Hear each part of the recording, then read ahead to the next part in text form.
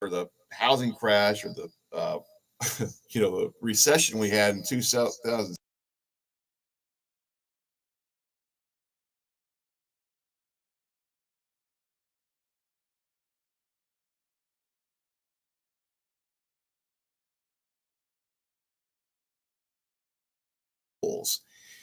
And there's basically, at this point, even 15 years later, there's basically two categories of loans. And I want to talk about both of these because both are important depending on your situation. The first one is called a QM mortgage. And this was, again, developed after the recession in 09, 10. And they changed some guidelines for Fannie Mae on what their expectations were around products, our clients, and qualifying, underwriting, etc. QM stands for qualified mortgage. And we won't go into details around that so much, but there's four general loan types that fit into the QM category. There's going to be conventional financing. There's going to be FHA, VA, and USDA. Those are the four traditional types of loans that have been around for decades. Ever since 1985, I've been providing loans in those categories depending on the client's qualifications and preference. And then the second category is called non-QM, anything outside of those guidelines for what we call the agency type loans. So we're going to explore those first because those are the most popular in the sense that probably 80% of all mortgages flow through the QM channels into what Fannie Mae purchases and Freddie Mac and whatnot.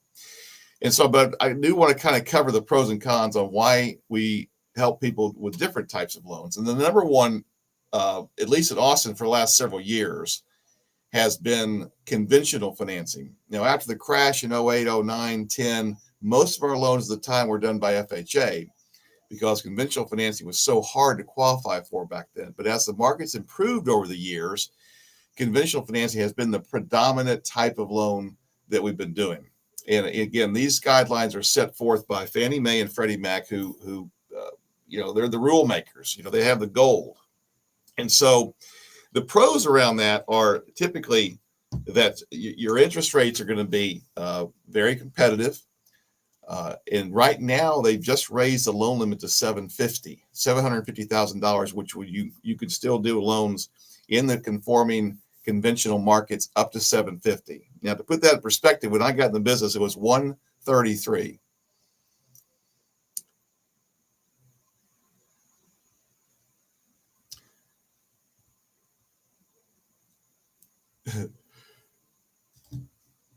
Keep going. So back in 85, 86, if you borrowed more than $133,000, then you would have to go into what they call the jumbo market. So as prices have increased over the years, Fannie Mae has typically annually makes changes to their loan limits. Right now in Austin, Texas, it's $750,000, or Texas in general.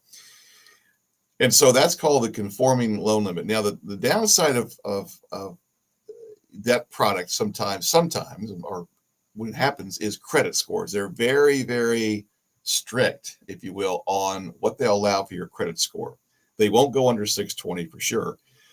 780 on your FICO model will give you the best rates and the best MI rates. And they categorically change that as you go down at lower credit scores. So MI can get very expensive if your scores are under, let's say, 680 and you're putting down 5%. Now, they do have a very popular 3% down product called a Home Ready, which is very good for first-time buyers and people who qualify within certain income limits. So conventional markets in Austin, for sure, the last several years has been the primary loan type but in the other downside, it's a little hard to qualify for.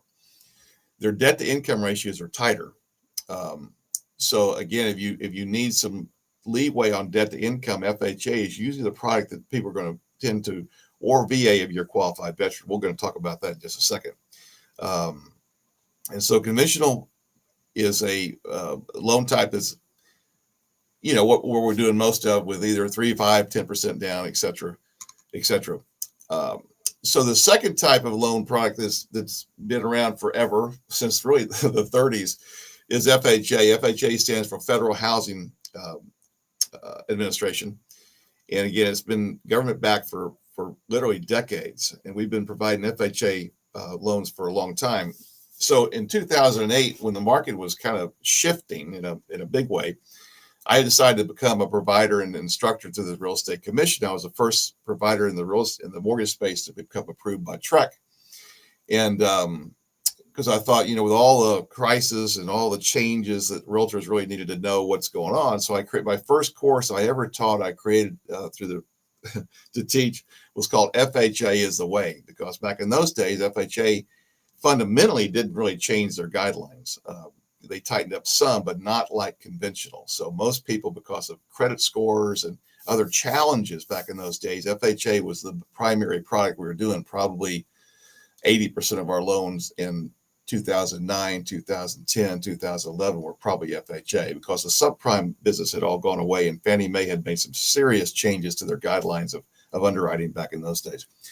So FHA, the advantage of the program even today really is it's designed typically for first-time buyers, but you don't have to be a first-time buyer to qualify.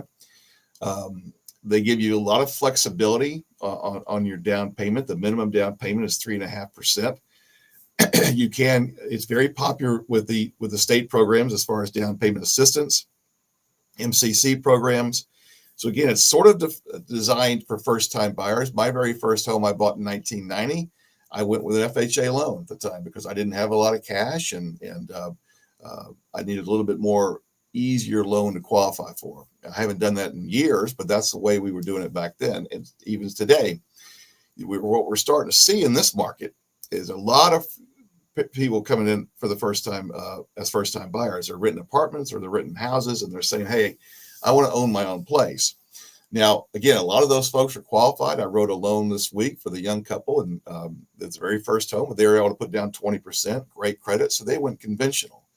There's no reason to go FHA, because the downside of FHA is the mortgage insurance, what they call the MIP, mortgage insurance premium. And regardless if you put down 20%, you're still going to have to pay the what they call MIP, which can get kind of expensive, although they have recently reduced the monthly from 0.85% of the loan down to 0.5%. So it's cheaper than it was, last year as far as the MI goes. But they also charge a fairly hefty upfront mortgage insurance premium that you're going to have to pay on top of that, which you can usually roll into the loan amount. But it just gets a little more expensive from that perspective, although their interest rates are very competitive. I've got a client closing in December next month. And he was able to put down 20%, but his credit scores were kind of low and his debt to income was high. So we had to go FHA, even though he's putting down that kind of money. He had to in order to keep his payment in a budget range for he and his wife. So FHA is starting to come back more in favor. But again, the downside is you cannot get rid of that MI or that MIP, I should say, that monthly MIP, like you can conventional. That's one of the advantages of conventional financing when it comes to MI. I live in a home now that my wife and I bought a few years ago, about a year and a half ago, and we put down 10%. So we are paying a monthly PMI. It's about $70, $75 a month, something like that. Now, come May, after the first 2 years, I can appeal that to the servicing company and have them remove it, because I have the equity now in the property that I don't have to pay that anymore. So after a couple of years, they do require it, but after that, you can appeal it through an appraisal and other means to get rid of that. In my case, $75 a month. With FHA, if I had an FHA loan, I couldn't do that. So that's the downside of FHA.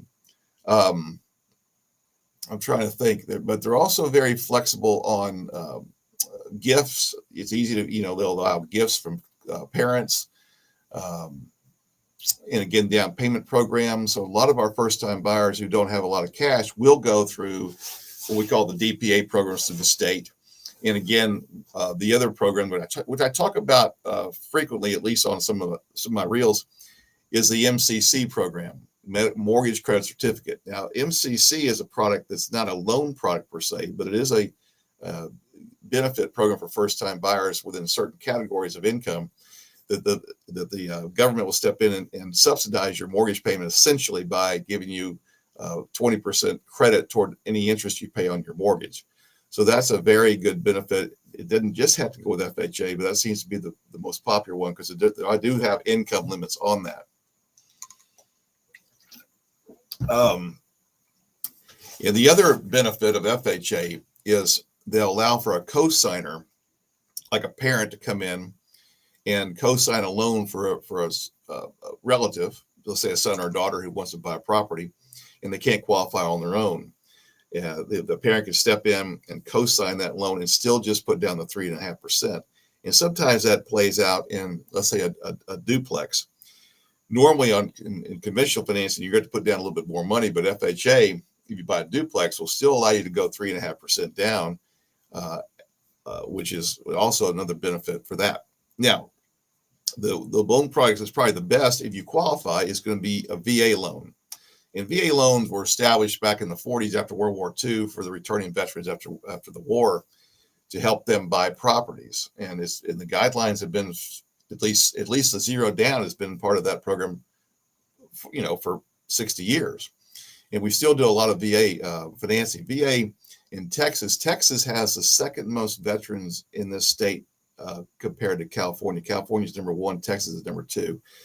So Texas is a very large population of veterans. And again, a lot of them don't know what kind of benefit they have through the VA on different levels. But housing is something we specialize in there. And if you qualify as a veteran, I've never seen where a veteran it is not the best product for them. In other words, if you look at a VA loan versus an FHA versus conventional for a veteran, VA always wins. And the reason is typically zero down. They can very, very, very competitive interest rates. Back in the old days, they weren't very competitive, but that shifted years ago. The other thing that shifted years ago was the fact that the closing costs used to have to be paid by the seller. Those days are over. So everything's negotiable on VA.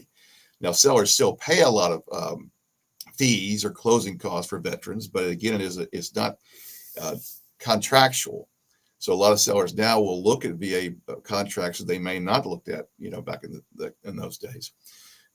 Secondly, they don't have a monthly fee for mortgage insurance, what they call a funding fee. They do have a funding fee, which is rolled into the loan amount.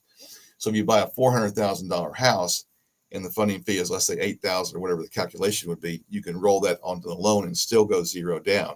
Now, there are closing costs involved in that and prepaids for tax and insurance. But again, a lot of those expenses will be either paid by the builder if you're buying a brand new property, or by the seller.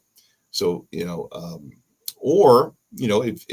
in fact you have a disability, at least 10% disability through the VA, then they're going to waive any funding fee. So it's very, very attractive for veterans to look at that option. And the other part of that, in FHA included, one of the benefits, and we're starting to see this more and more, I'm getting calls from clients and realtors, is that VA loans and FHA loans are what they call qualifying assumptions.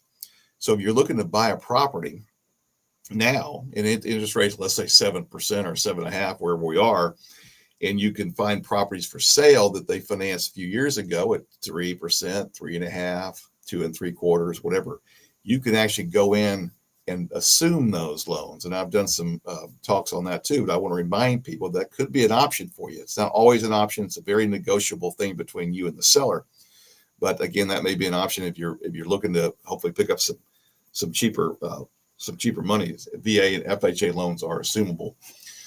Then the fourth category is in what they call the QM world is USDA. USDA, again, during the 2009, 2010, 11, was a very popular program as well, because it allowed certain pockets of the city, let's say Kyle or Manor, even parts of Round Rock and Pflugerville at the time, to go zero down using conventional financing. You didn't have to be a veteran. It was a conventional loan.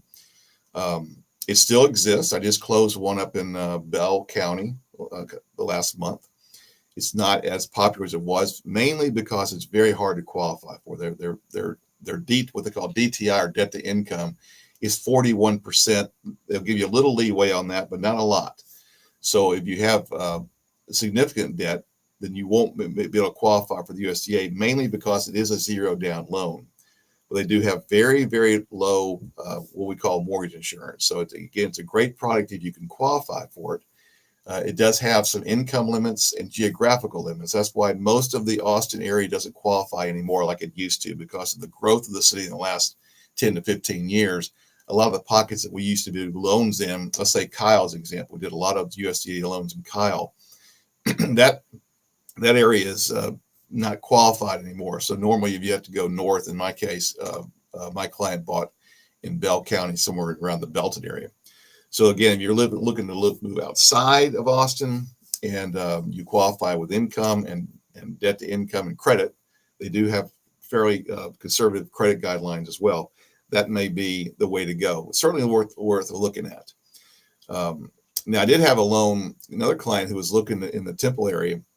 We started with USDA, but he didn't qualify because of DTI. So we had to flip it over to an FHA loan and go through the state for his down payment assistance, because he didn't have a lot of money to put into it.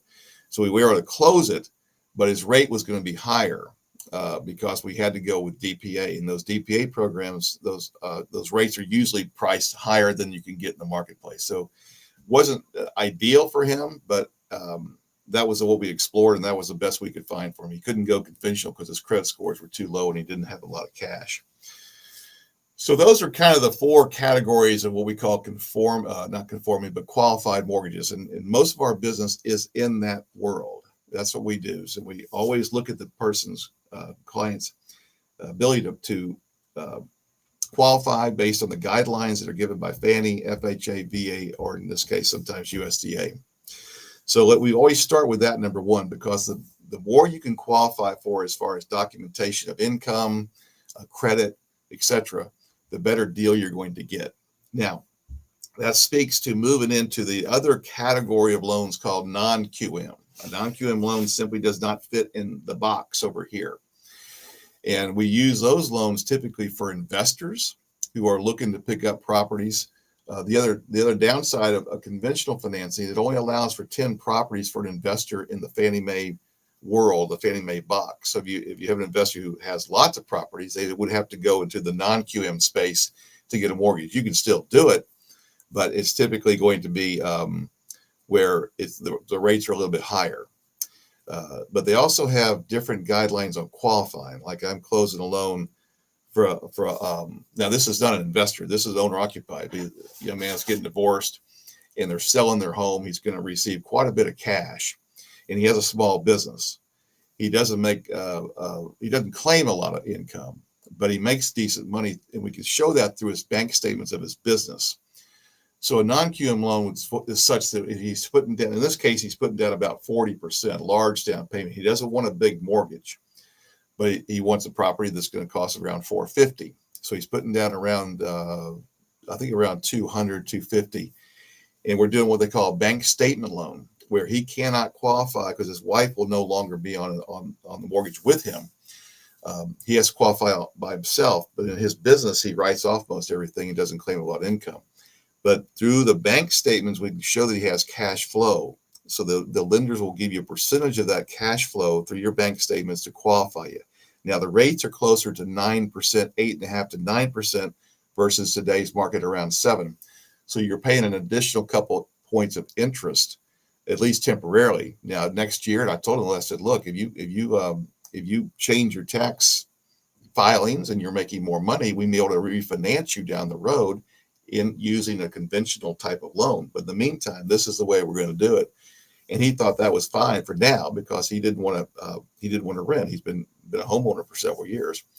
So that would be an example of a non-QM. Another non-QM type of loan would be a DSCR loan, which stands for where an investor wants to buy a rental property, but again, because of whatever circumstances they're in, they can't qualify through Fannie Mae. So what the lenders will do there is they look at the rent proposal on the property that they're buying for their investment property.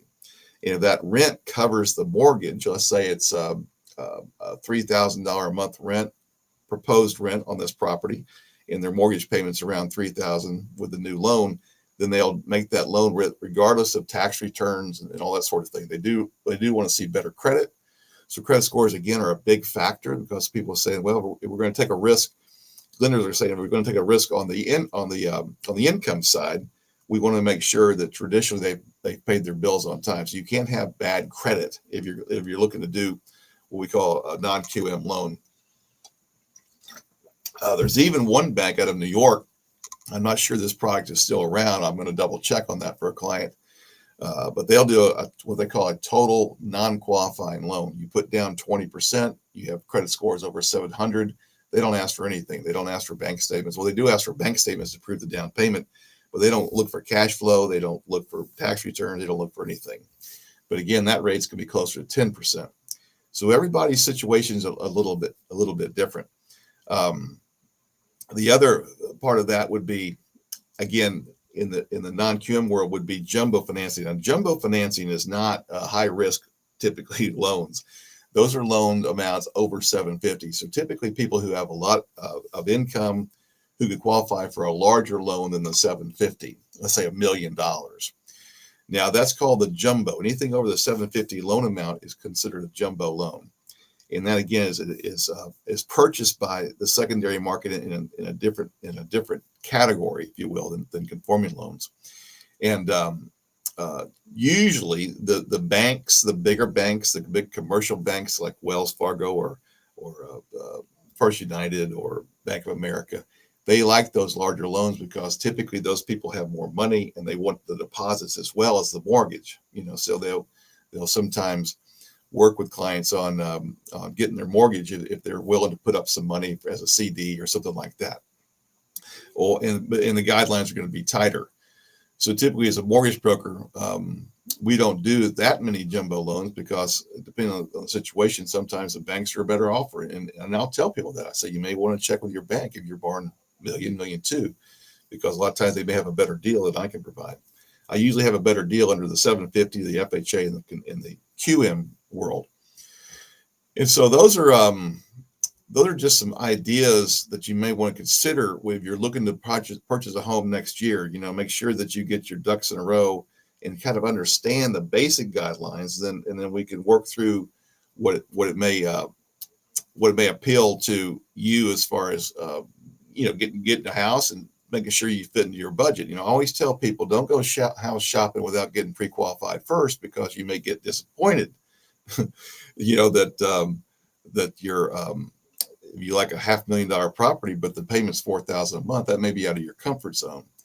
So again, get pre-approved. We can do that for you fairly quickly.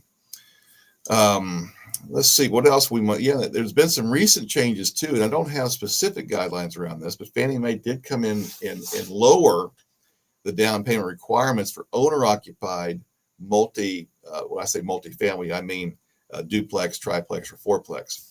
So in the old days, to buy a fourplex, even if you're going to live there, you had to put down 30%, which is a lot of money for most people, because fourplexes in Austin may run, $800,000. They're not cheap. But again, you have rental income that could offset that mortgage payment, and they've been made some recent changes on down payment for owner-occupied properties, and also second homes. A second home is defined. There's three categories. There's a owner-occupied, that you're going to live there. You declare that you're going to live there.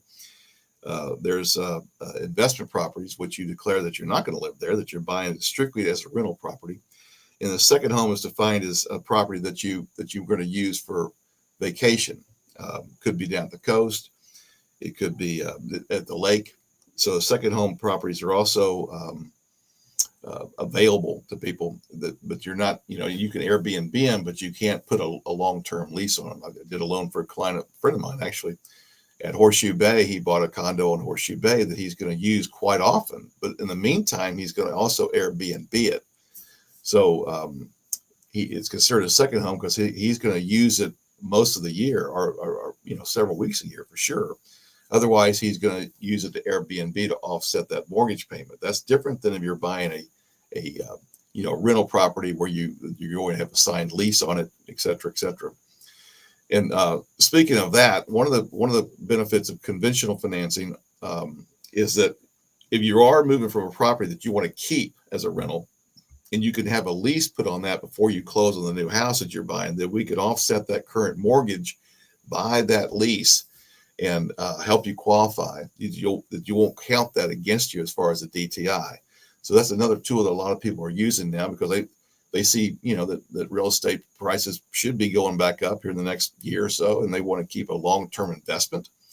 And the rental market seems to be still pretty hot. So that's something to keep in mind on